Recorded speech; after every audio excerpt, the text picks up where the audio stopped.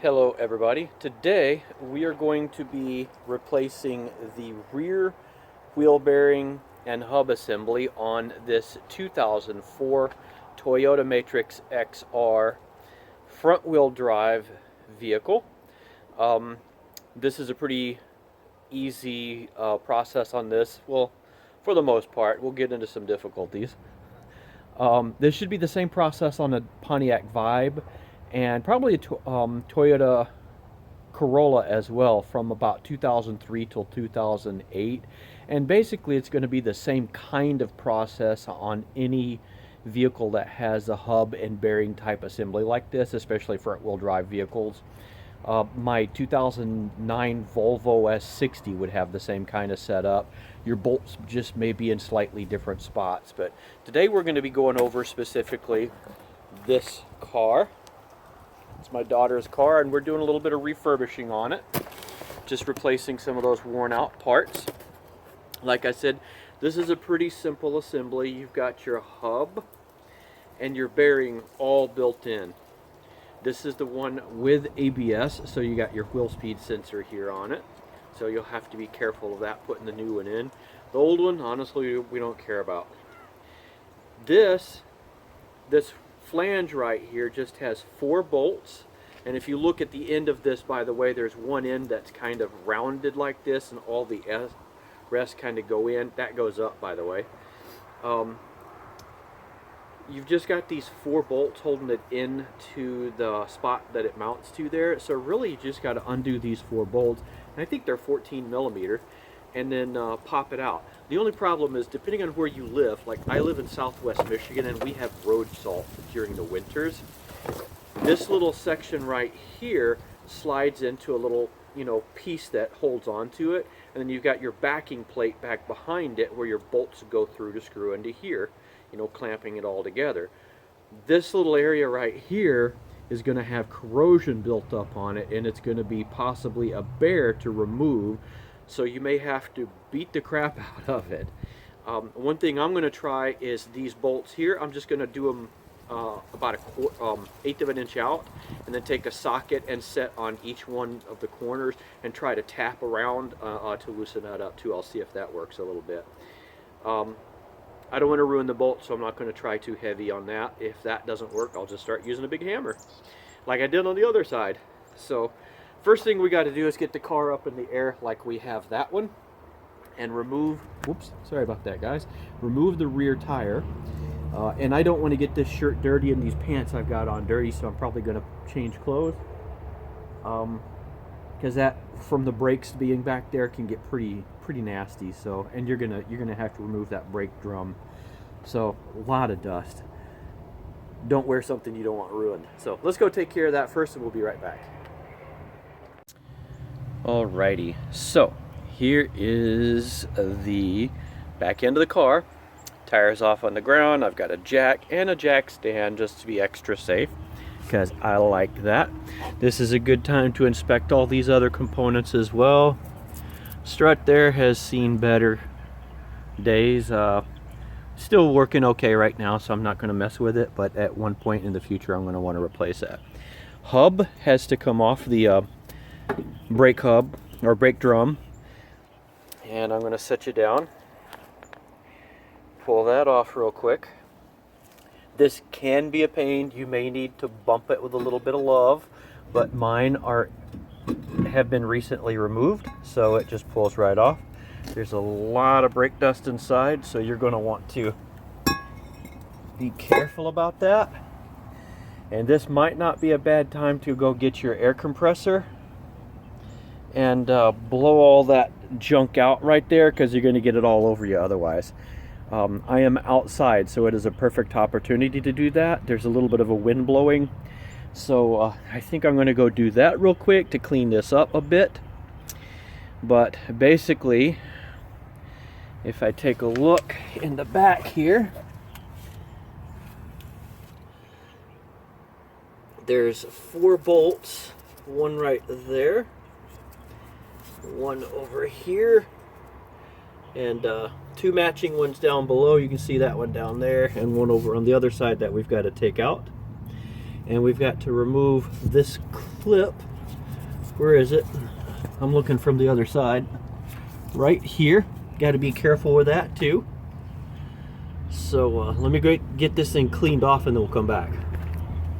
Alright, here we are. Here's the little plug. Now, see, I've got it started out. There's usually going to be a little bit of room between them here, and if you just take a wide screwdriver and just kind of do this, just twist sideways gently, you can get it to start coming out, and then it just disconnects that easily. That's going to have dust on it too, but we want to put that back out of the way. And I was wrong about the size of these bolts that we can probably see better now. Hang on a sec, let me turn you around and I'll let you see them better. Alright, it's really hard because of the way the sun is right now. I'm trying to block it off, but you got the top two. And then you've got the bottom two. Right down there. And that is 12 millimeter. That sun is really goofy right now, I'll tell you. But let me get those started. They should not be horribly tight. So those should actually be pretty easy to get loose. And I'm going to use a 6-point socket to match the 6-point bolts as well. Alright, let's see if I can see this. Yeah, you can see I've got a little bit of space on each one of these bolts. So what I'm going to do is set this over here, oops, wrong side, like that. Take a hammer and hit this and try to dislodge this. Because if I take and pull, that's not coming loose. So I gotta get this to work its way loose, because it sits. See this bracket right here?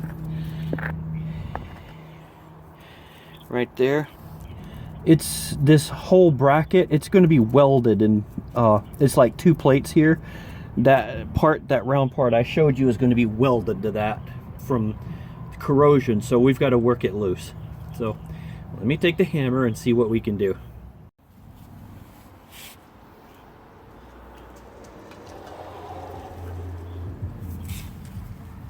See if I can take you guys along for the ride. It's a little bit cramped in here.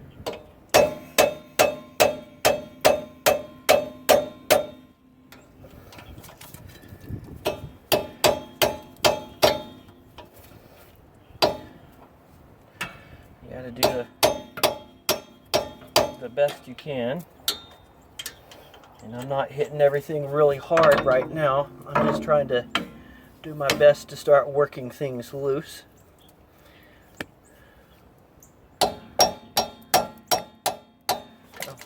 Hitting my finger. Let's just move up to the next one. It is really hard to get to. And here isn't. I may need a longer one, or just try to hit it directly like this, although I don't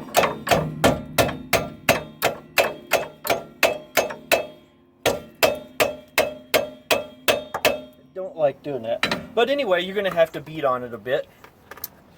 And one thing I found with the other one that I could do, put the tire back on here and tighten it down on two sides, and this start kicking alternately, this side, then this side, then this side, then this side, then up, then down. And you can work your way kind of around it and loosen it all the way around, and it'll pop out too. But when it's gunked up like that, you're gonna have to work at it a little bit. So let me go at it a bit and see if we can get it loose. Alright, so what I had to do was put the tire on and then do the kick back and forth top and bottom method, and I started wiggling it loose. And if you look back here where the screwdriver is,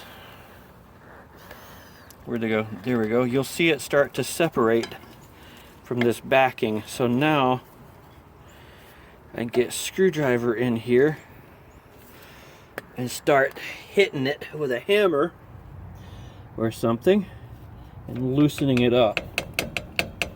So, you know, you got to get aggressive with this sometimes. So this has been on here a long time, so it takes a little bit of work to get it off. So I'm going to keep on with that, using my screwdrivers, hitting them, jamming them down in there, wiggling them, and that's going to increase this gap. And I might go down on the bottom and put a screwdriver down on the bottom too. But I'm going to work this out. And then I got to be careful too, because this plate, this backing plate, will stick. So I've got to take a screwdriver right where I can get to it here and start hitting it to crack that loose. Be careful, because when this comes loose, it's going to want to hang on this brake hose right here, and you don't want to have too much that hanging there for too long. It's going to bend that brake hose in ways that it should not be bent. So let me finish getting this off. And it is out, and you can see where this gets bonded right here.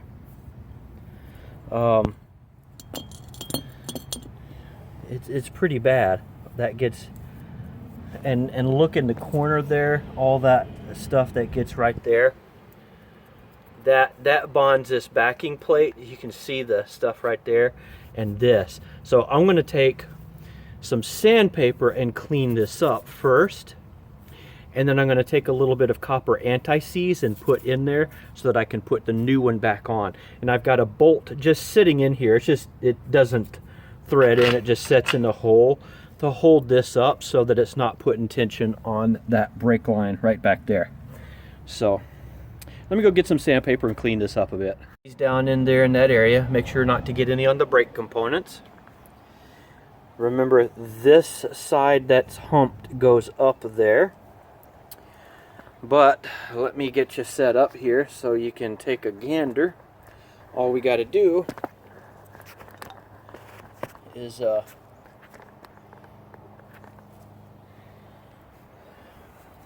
kind of hold this into position here.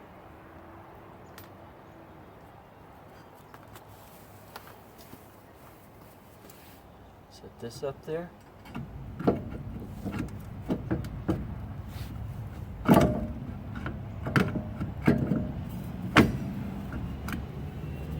Push it in place. And then get a couple of our bolts started.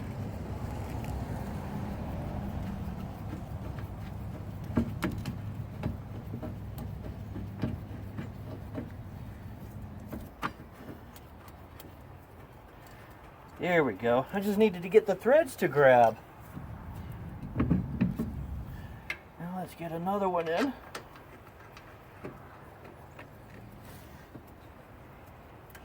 Okay, got another one in. Get another one. Let's get all four started.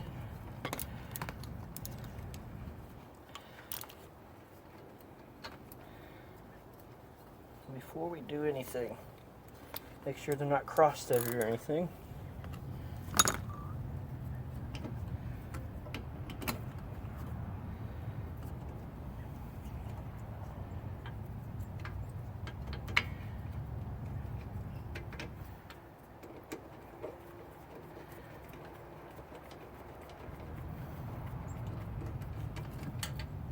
Yep, and they were going in nicely. Get my socket. I'm going to go until at least one of them is bottomed out, and then get the opposite corner. Okay, that's bottomed out.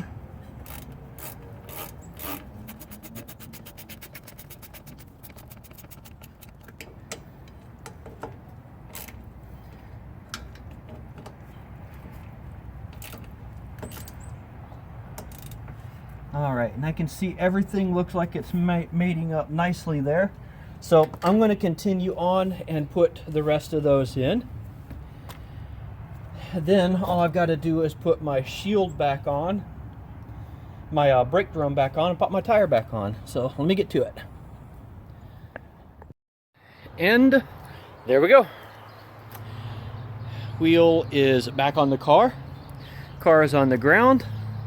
The lug nuts are tightened down like they're supposed to be, and I did not forget to plug in the wheel speed sensor in case you were wondering about that. Everything is tightened down properly and pretty much ready to go. It is a pain in the butt when you live in an area like West Michigan to get that thing off, because you've got to pound the crap out of it. But if you're prepared for that and you understand you're going to have to do that, it's really not that bad. You just need a selection of screwdrivers and things to wedge in and dislodge it properly. And that's it. It's just an old, rusted. This thing has 220,000 miles on it. So, and those were the original hubs and wheel bearings. So you knew they were going to be hard to get off. So if you live in an area where you don't have to deal with a road salt like that and yours isn't as rusted out, then you may have a pretty easy time with this. But that's how it's done. Hope you got something out of it. I got new wheel bearings on both sides because I did the other one already. So I'm gonna go wash up and give it a drive and see how it sounds.